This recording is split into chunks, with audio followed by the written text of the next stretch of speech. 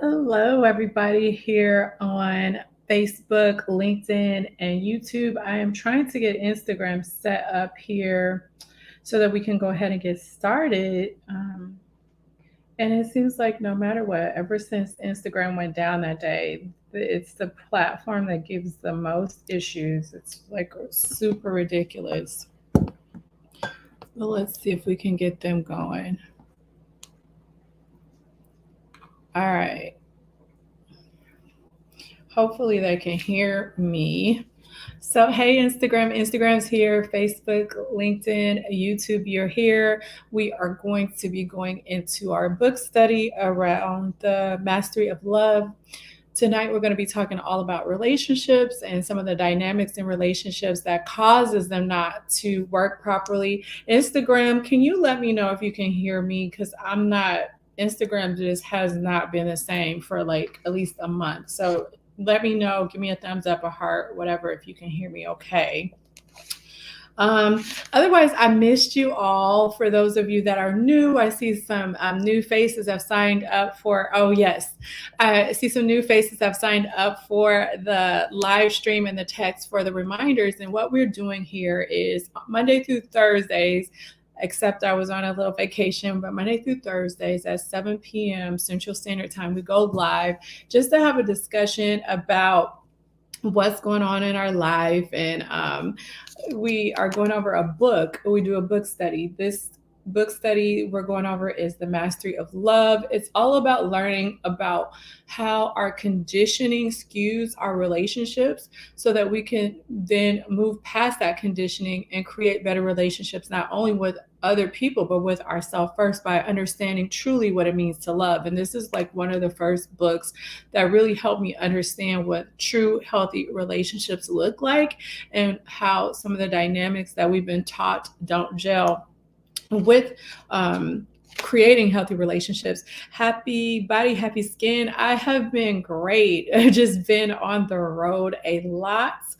Speaking of which, if you didn't see, because you're in the personal master membership, I'm going to be talking about how to let go for the whole month of November, because I want to give you tips. I think that not only would the ladies in the membership like the topic that you presented, but I also think that it's just something that we can do a deeper dive into, because a lot of people struggle with how to let go from the past, how to not get entangled in the past, how to detach from the past, that type of thing. So I don't know if you saw that announcement, but in the personal mastery membership, we will be talking about that for the month of November. And I will also do a podcast on Sunday for that. So for those of you that are new to me, look out for that.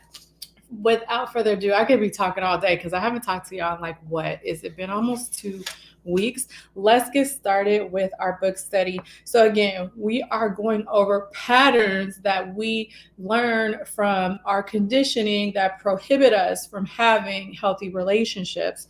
And so the book, we're on page 33 if you have the same book as I do. At the bottom it says humans use fear to domesticate humans, and our fear increases with each experience of injustice. The sense of injustice is a knife that opens a wound in our emotional body. Emotional poison is created by our reaction to what we consider injustice. Some wounds will heal, others will become infected with more and more poison. And once we are full of emotional poison, we have the need to release it. And we practice releasing a poison by what? By sending our pain, our wounds, our feelings to other people, to someone else. And how do we do it? We do it by hooking that person's attention. This is important. I think attention is the hot commodity just in general, but I think that a lot of times, because of some of the distress that we've experienced in life, we end up seeking attention or redemption or validation for some of the things that we've been through in relationships with other people. So he says, let's take an example of an ordinary couple. For whatever reason, the wife is mad. And see if you could put yourself in this example. So the wife is mad. She has a lot of emotional poison from an injustice that comes from her husband. The husband is not home, but she remembers that injustice, and that poison is growing inside of her. And we can substitute the word poison for resentment, right? So your husband's not home, you're mad, it's building up inside, all this resentment is growing. When the husband does come home, the first thing she wants to do is hook his attention. Because once she hooks his attention, all of the poison can go to her husband. So all that resentment, all that maybe anger or whatever it is, you can now release that onto the person that you believe is responsible for causing you to feel that way, in order for you to be able to feel relief. And as soon as she tells him how bad he is, how stupid or how unfair he is, the poison inside of her then gets transferred onto her husband. She keeps talking and talking until she gets his attention.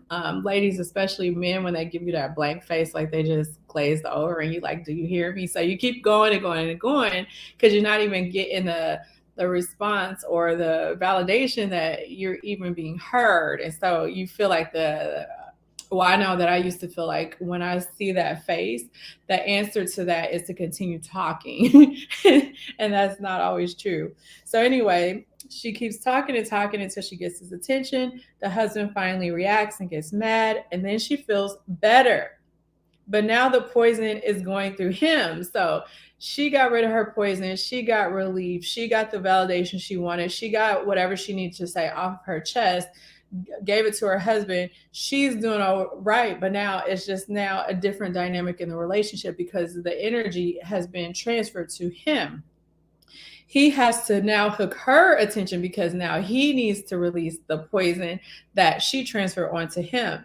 And it's not just her poison, right? Because it started off with her being resentful for whatever it is that happened, whatever it is she was stewing about when he wasn't there. But not only did he pick up that, but because she will just say trigger him, now he has his own poison that he has to release in addition to the poison that she gave him. And if you look at this interaction, you will see that they keep just touching each other's wounds and playing ping pong with emotional poison. The poison keeps growing and growing until someday one of them is going to explode. And this is often how humans relate to each other. By hooking the attention, the energy goes from one person to another person. The attention is something very powerful in the human mind. Everyone around the world is hunting the attention of others all the time. When we capture the attention, we create channels of communication. The dream is transferred, the power is transferred, but the emotional poison is transferred also. Usually we release the poison with the person that we believe the person we think is responsible for the injustice. But if that person is so powerful that we cannot send it to them, we don't care who we send it to. This is important for you to understand because a lot of the times, how many times have you been in your relationship and you've thought that somebody has made you act or react in a certain way or respond in a certain way? And if we go back to the discussion that we had around the power of now and living life from your power place, then you know that if you are truly living in your power, then there is nothing that anybody can do or say that can take you out of your center. However, for most of us, we live life from that space and we give the responsibility and the power that we should have over our own life and our own experiences over to other people. So if you can't release it with that person, right, then you may start to take it out on other people. Maybe it's your children. Maybe you're taking out your past relationships or your past conditioning or your past trauma out on people that have nothing to do with those type of things. We send it to little ones. He just said what I just said. We send it to little ones who have no defense against us. And that is how abusive relationships are formed. The people of power abuse the people who have less power because they need to release their emotional poison.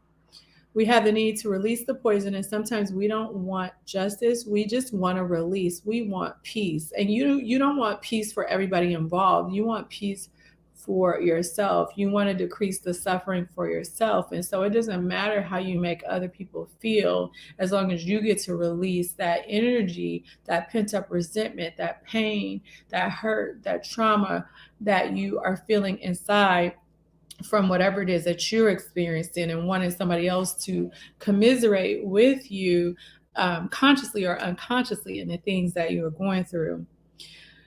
That is why humans are hunting power all the time, because the more powerful we are, the easier it is to release the poison to the ones who cannot defend themselves. Of course, we are talking about relationships in hell. We are talking about the mental disease that exists on this planet. There is no one to blame for this disease. It is not good or bad or right or wrong. It is simply the normal pathology of this disease. No one is guilty for being abusive, just as people on that imaginary planet are not guilty because their skin is sick. You are not guilty because you have wounds infected with poison. When you are physically sick or injured, you don't blame yourself or feel guilty. So then why feel bad or guilty because your emotional body is sick? What is important is to have the awareness that we all have this problem.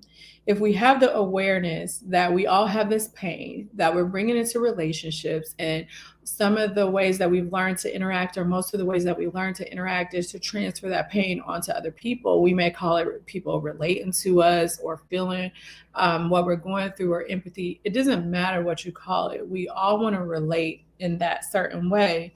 But when we relate in that certain way, we create, or we perpetuate, this emotional pain within our relationships that just transfers back and forth. And we wonder why at the end of the day, they start off good, but they crumble and they fail.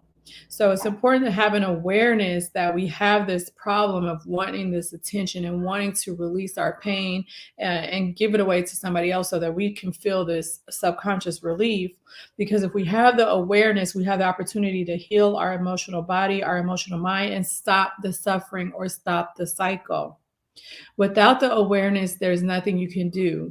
Whether you know it or not, you're going to be perpetuating these things in your relationships. And if you don't consciously become aware of them, they start to just erode the integrity of the bonds that you're trying to create with other people.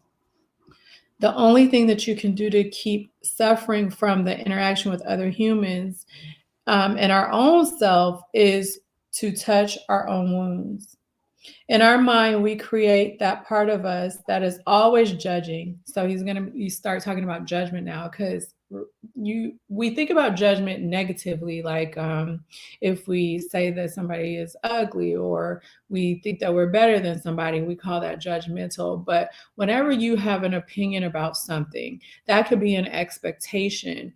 And that expectation causes you pain when people have hurt you, or they have not lived up to the expectation that you created within your mind or your construct of what your relationship wants to be. You are judging something.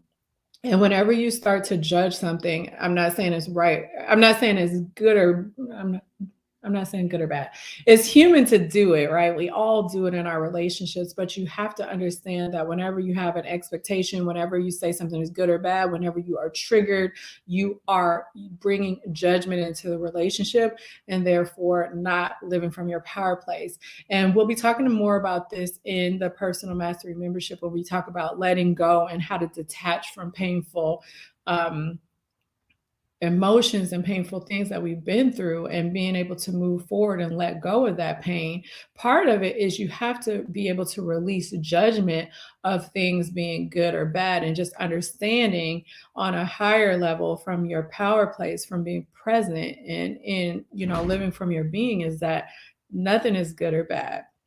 So in our mind, we create a part of us that is always judging. The judge is judging everything we do. So we judge ourselves, everything we don't do. So we judge ourselves for what we don't do, everything we feel, everything we don't feel. We're judging ourselves all the time, and we're judging everyone else all the time based on what we believe, and based on the sense of justice and injustice that we've experienced in our life, in our circumstances, in our relationships, in our experiences. And of course, we find ourselves guilty, right? Because you judge yourself for what you do, what you don't do, all that kind of stuff. And you end up feeling guilt. But then you also, when you do this to other people, you bring on a need of a need for punishment.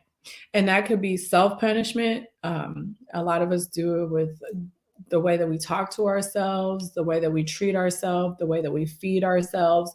But then we also want to bring justice to other people that are disrespectful or who we deem to be people that are, you know, what am I trying to say? They're not worthy of.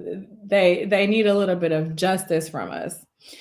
So we find ourselves guilty and we start to punish ourselves. And the other part of our mind that receives the judgment and has the need to be punished is a victim. So we also start to play victim when we bring in judgment, because if you're judging yourself, then there's a part of you that's going to have to be the victim for that judgment. That part of us says, poor me, I'm not enough, I'm not smart enough, I'm not good enough, strong enough, intelligent enough, why should I try? When you were a child, you could not choose what to believe and what not to believe. The judge and the victim are based on all those false beliefs that you did not choose. When that information went into your mind, you were innocent and you believed everything. The belief system was put inside you like a program. Those of you that are my private clients, we call this a paradigm. These belief systems get implanted into you.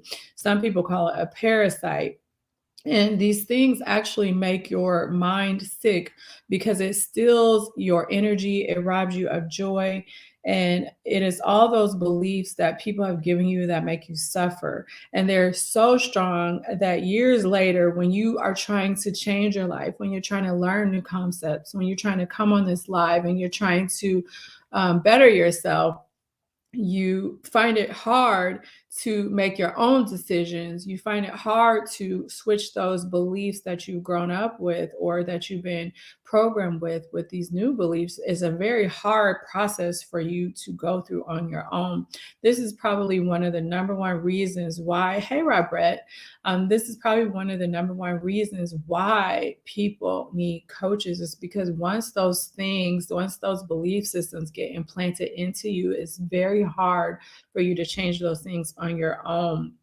And so no matter what it is that you do, let's say you want to change your life, you want to be positive, you want to move forward in life, these belief systems actually prohibit you from being able to move forward the way that you want.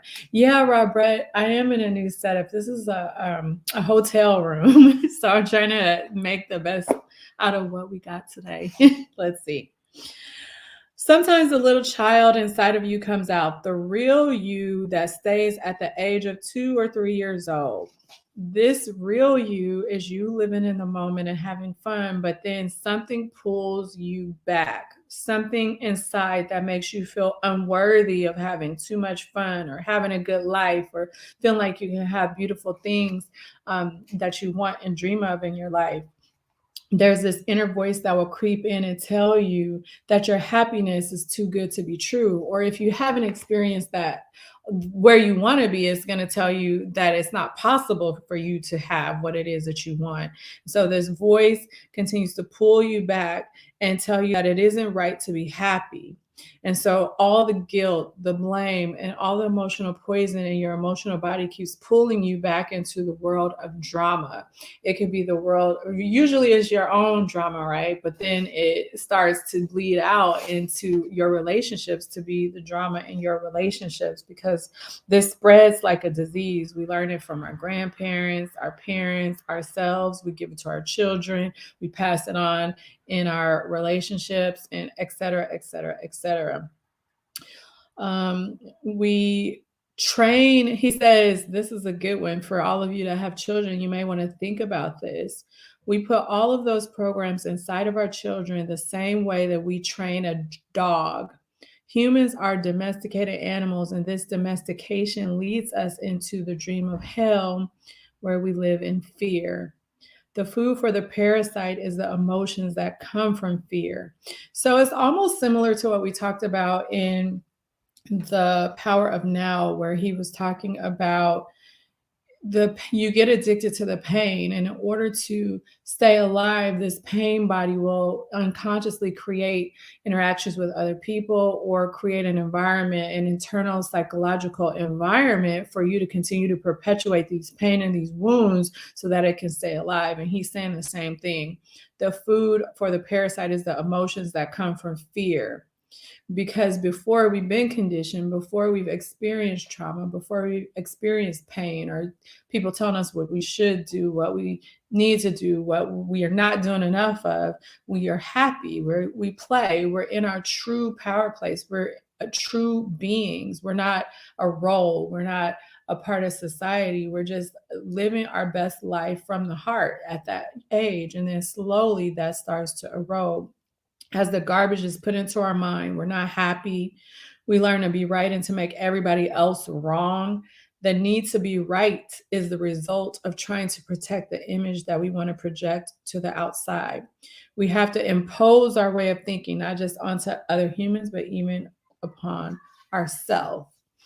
With the awareness, we can easily understand why relationships don't work. So when you start to understand the deep core of these patterns and belief systems that are passed down from generation to generation, culturally, societal, then you can understand why most relationships don't work with our parents, with our children, with our friends, with our partners, and even with ourselves.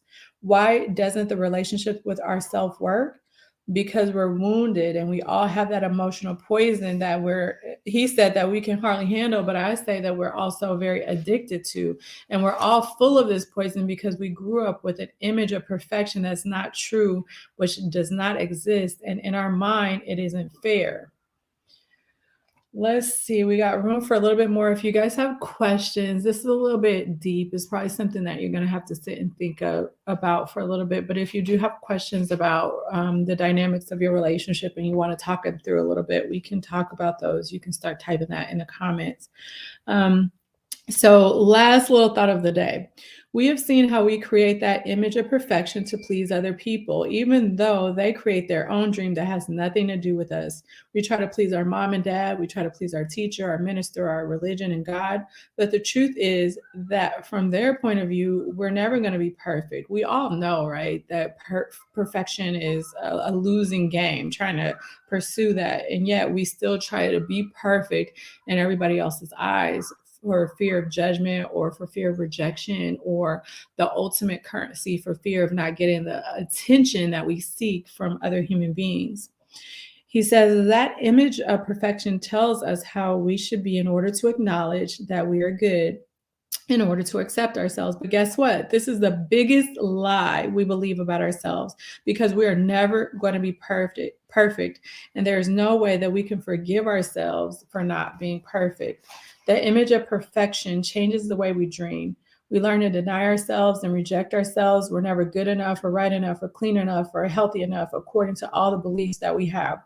There's always something the judge can never accept or forgive. And that's why we reject our own humanity. And that's why we feel like we can never be happy. And that's why we are always searching for someone who will abuse you and who will punish you, because you have a high level of self-abuse just because of that image of perfection.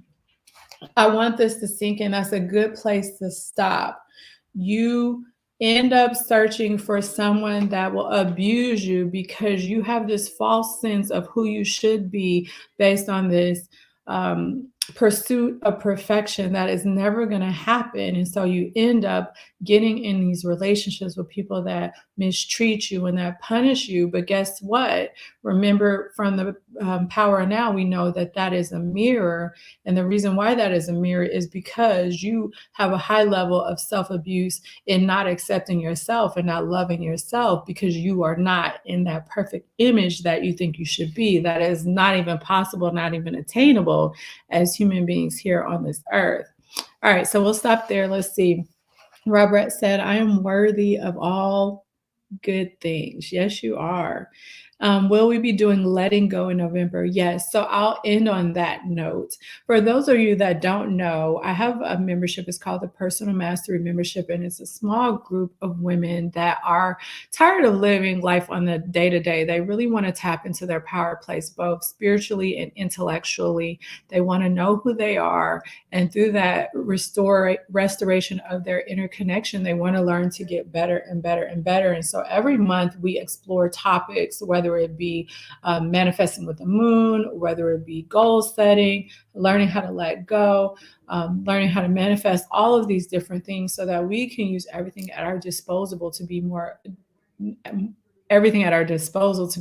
powerful in life. And for the month of November, we're going to be talking about letting go.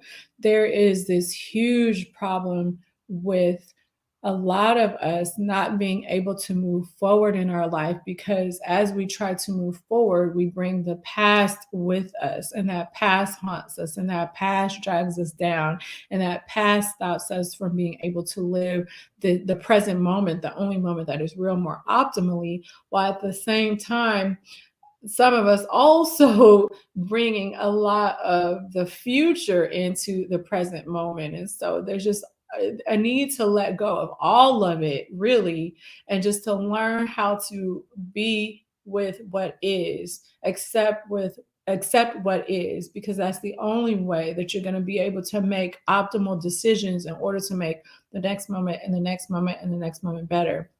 And so it's a long-winded way of saying that we're going to be really diving in deep on the topic of letting go for the month of November. And in that membership, we do modules, we do lesson, like a workbook. We also do a live Q&A at the end of the month in order to just really do some coaching and some deep diving. So for those of you that have wanted to work with a coach, and maybe for you don't have the means, the financial means, or don't know if you're quite ready to commit to something like that, then the membership is probably a good place for you to start, because you do get a little bit of mentoring and hands-on support, as well as monthly tools for self-coaching. If you want to learn more about that, you can message me, DM me, email me. The second thing that I want to say is, Robert, there will also be, and everybody else, there will also be a podcast that'll be released Sunday, and I'll be talking a little bit on a surface level about letting go. But the ladies in the membership, and those of you that are maybe interested in that topic and need some help around that, the membership will be going really deep in that for the month of November, if you're interested. All right, so everybody, thank you for joining me. We're going to go ahead and resume our daily lives now that things are a little bit settled. I am in a different time zone, but I don't think that that will interfere with our lives. And if it does, I'll make sure to let you all know. Otherwise, I will talk to you tomorrow. Have a good night, okay? Bye. Oh, Sunday.